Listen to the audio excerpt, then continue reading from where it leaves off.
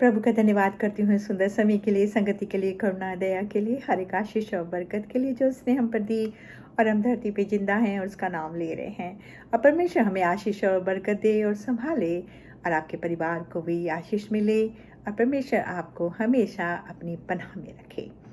तो भाइयों बहनों, हमें जागते रहना चाहिए, प्रार्थना करते रहना चाहिए, क्योंकि दिन बुरे हैं और परमेश्वर की बड़ी मर्जी है कि आप उसे जानिए, पहचानिए और उससे रिश्ता बनाएं, तो वो भी आपके पास आएगा। तो हमें मांगना तो पिता से है, क्योंकि पिता देने वाला बैठा है आसमान पर और धरती और आसमान उसका ही है। और हमें प्रभु यीशु मसीह के वसीले से आखिर में कहना चाहिए आमीन। आमीन का मतलब है कि ऐसा ही हो, तो हम सब कुछ प्राप्त कर सकते हैं। जागते रहिए, प्रार्थना करते रहिए, परमेश्वर को देखिए, तो आप आशीष और बरकत पा सकते हैं।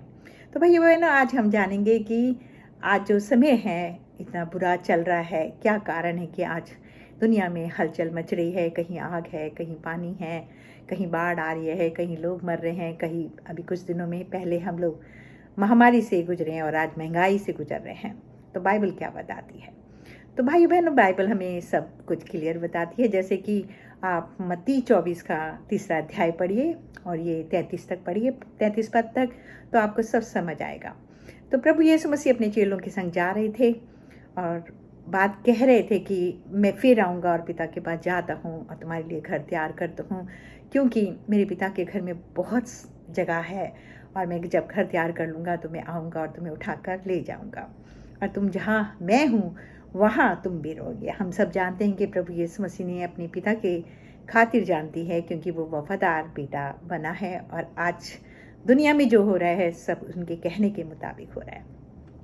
तो चेलों ने पूछा कि हे रबी, हे गुरु, तू हमें बता कि अंतिम दिनों में तेरे आने से पहले क्या क्या चिन्ह होंगे, ताकि हम जान सकेंगे प्रभु यीशु मसीह का आने का समय हो रहा है। तो प्रभु यीशु मसीह कहते हैं, देखो बहुत दिन बुरे आएंगे और भयानक दिन आएंगे और जगह जगह भूकंप आएंगे, जगह जगह आसमान की शक्तियों को हिलाया जाएगा और मौसम चेंज हो जाएंगे और तुम सुनोगे कि एक देश दूसरे देश पर चढ़ाई कर रहा है और धर्म धर्म के लोग लड़ रहे हैं और आपस में मारकाट शुरू होएगी और जो मसीह लोग हैं उनका सताव बढ़ जाएगा और उनको बहुत सताया जाएगा और जो आखिर तक वफादार रहेगा उसका ही कल्याण होगा। क्योंकि प्रभु यीशु मसीह कहते हैं कि अंतिम दिनों में मसीह लोग बहुत सताए जाएंगे। जैसे आप आज आप जान रहे हैं कि मसीहों पर बहुत अत्याचार हो रहे हैं। कहीं उनकी बेटियों को कपड़े उतारे जा रहे हैं, उनको सड़क पे घुमाया जा रहा है, कहीं उनको गोलियों से मारा जा रहा है,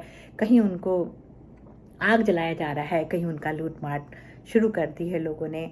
और लोग के एक ही बात कह रहे हैं कि मसीह लोग धर्म पर परिवर्तन करते हैं। लेकिन भाई बहनों, बाइबल हमें नहीं बताती कि मसीह लोग किसी के धर्म को बदलते हैं। लोग बदलते हैं उनको देखकर, क्योंकि मसीह लोग किसी का बुरा नहीं चाहते हैं, अपनी दुआ बंदगी में लगे रहते हैं और अपने घर में वो मस्त रहते हैं। उनको कुछ नहीं चाहिए, वो परमेश्वर से मांगते हैं, किसी इंसान पर वो भरोसा नहीं रखते हैं। लेकिन लोग बदलते हैं तो मसीह लोगों को देखकर आज दुनिया में आप जानते हैं जितने क्रिश्चियन देश हैं वहाँ पाप नहीं होता है ज़्यादा, वहाँ पर बड़े ईमानदारी से सबको एक समान समझा जाता है। लेकिन हमारी इंडिया की बात अलग है, यहाँ हिंदुओं का राज है, हिंदू अपनी ही मर्जी चलाते हैं और जो एक ने कह दिया भेड़ चाल शुरू हो जाती है उनकी कि ऐसे है मसीह करते हैं। अगर मसीह लोग ऐसा करते तो भाइयों बहनों, दुनिया में सारे क्रिश्चियन होते, क्योंकि बाहर के देश आज सारे क्रिश्चियन ही हैं, हिंदू या दूसरे धर्म के लोग नहीं होते। क्योंकि आज दुनिया में लोग ये तो चाहते हैं कि हमारे बच्चे क्रिश्चियन स्कूल में पढ़ें, हमारे बच्चे बाहर देशों में जाएं, वहाँ पर पैसा कमाएं, वहाँ सेट हुएं। और बड़े बड़े लोगों के तो बच्चे यहीं पढ़ते हैं अमेरिका में आकर या फिर दूसरे क्रिश्चियन देशों में।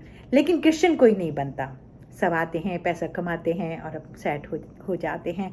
और यहाँ के लोग इतने सीधे होते हैं अमेरिका के, वो लोग ये शक भी नहीं करते कि क्या दुनिया में हो रहा है। उनको तो सिर्फ सीधे सीधे चलने की आदत है। तो भाई बहनों, अब हम अपने मुद्दे पे आते हैं कि मसीह कुछ भी नहीं करते गलत, क्योंकि उनके पास इसके लिए समय नहीं है। उनके पास तो अपने काम करने के लिए है, गरीब होते हैं, वो पैसा दे के भी नहीं किसी को बदल सकते। लेकिन लोगों ने उनको बदनाम कर दिया है, खासकर उन लोगों ने जो बहुत ही हिंदू धर्म के कट्टर लोग हैं, वो लोग बस ये चाहते हैं कि मसीह लोग दुनिया में नहीं रहें, और शैतान की भी यही मर्जी है कि सब लोग मारे जाएं, कोई परमेश्वर का इंसान बनकर नहीं रहे। परमेश्वर की बड़ी मर्जी है कि हर एक मनुष्य बचाया जाए, हर एक जान को बचाया जाए। तो आज आप जानते हैं ये प्रचार जो प्रभु यीशु मसीह ने अपने चेलों को बताया, उन्होंने लिखे, और दुनिया के बड़े बड़े लोगों ने ये बाइबल रखी है जिसको हम आज पवित्र बाइबल कहते हैं। अगर ये पवित्र बाइबल नहीं होते तो हम प्रभु यीशु मसीह के बारे में जानते भी नहीं, लेकिन प्रभु यीशु मसीह की मर्जी थी कि लोग जाने।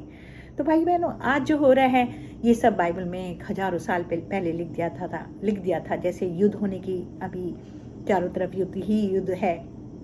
कभी भी कोई मुल्क किसी पर युद्ध कर सकता है। और दूसरा, आप जानते हैं आज मौसम चेंज हो गए हैं, इतनी भयानक गर्मी पड़ रही है, कहीं पर आग है, कहीं पर पानी है, कहीं पे बाढ़ है, कहीं नदियाँ सूख रही हैं। और बताते हैं, लिखा है बाइबल में कि एक फरात नदी है जो मिस्र देश में पाई जाती है, वो सूख रही है। और बाइबल में बताया है जिस दिन वो सूख जाएगी वहाँ से लोग आकर यरूशलेम को घेर लेंगे और दुनिया में तबाही मचाई जाएगी और आपस में सब लड़ मरेंगे।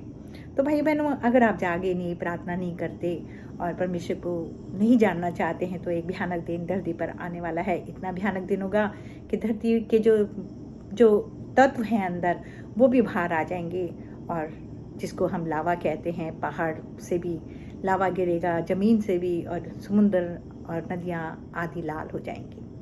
तो भाई बहनों, इस भयानक दिन के लिए आज से ही तैयारी करेंगे, तभी आप बच सकते हैं, क्योंकि परमेश्वर चाहता है कि आप बचें, नरक में ना जाएं। क्योंकि नरक ज़मीन के नीचे है और स्वर्ग आसमान पर है, और स्वर्ग में गिने चुने लोग ही जाएंगे जो गाली नहीं बकते हैं, जो झूठ नहीं बोलते, जो चोरी नहीं करते हैं, जो माँ बाप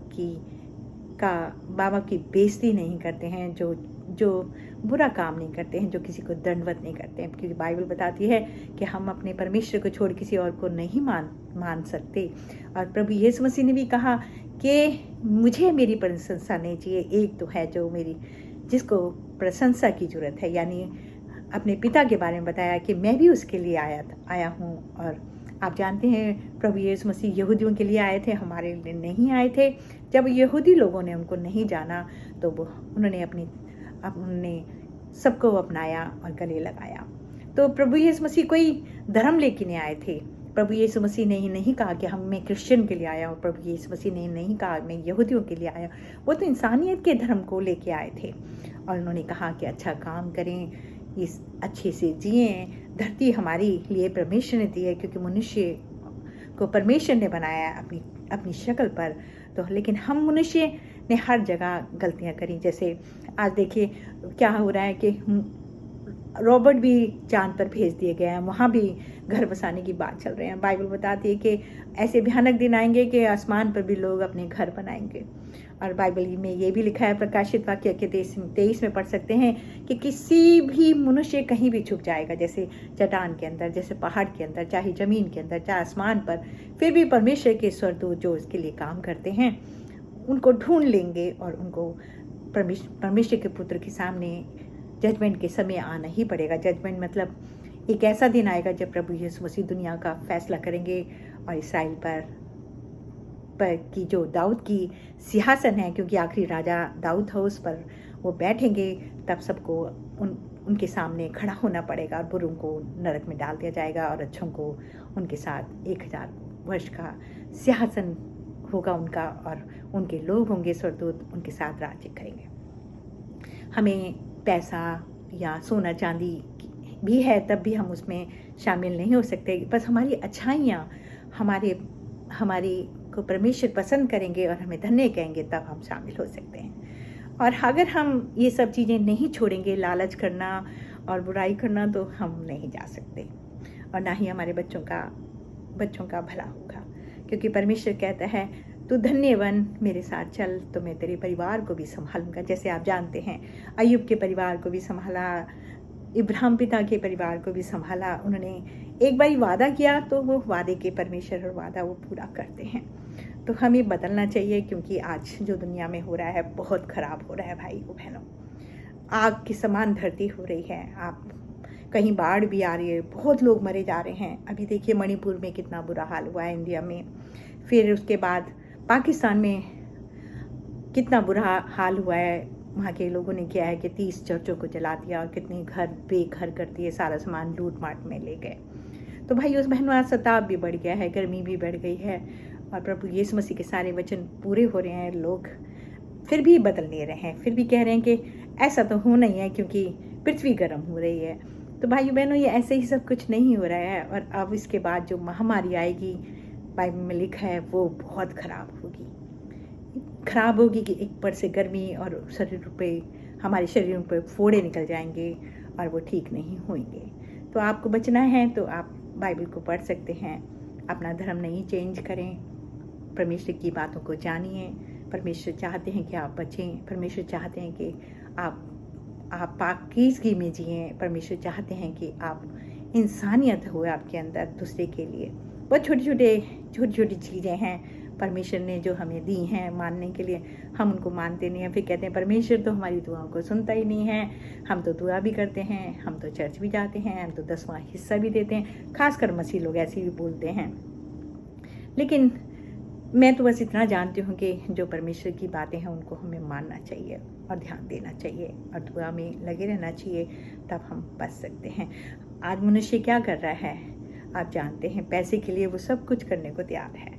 तो देख लीजिए आप कहाँ हैं और किधर जा रहे हैं, क्या नरक की तरफ जा रहे हैं या स्वर्ग की तरफ जा रहे हैं। बाइबल हमें क्लियर बताती है नरक और स्वर्ग दोनों तैयार हैं और मनुष्य भी आज जजमेंट के लिए तैयार हैं। एक दिन भयानक दिन आएगा धरती पर हम सब प्रभु यीशु मसीह को आते हुए बादलों पे देखेंगे, उनकी स्वर्गीय सेना होगी, उनके सामने हमें आना पड़ेगा। चाहे वो कई साल बाद आए, चाहे आज आए, चाहे कल आए, लेकिन ऐसा तो होना ही है ना। तो भाई बहनें जागिए, प्रार्थना करिए। प्रभु यीशु मसीह के नाम से मांगती हूँ, आमीन। जय मसीह की, प्रेज द लॉर्ड।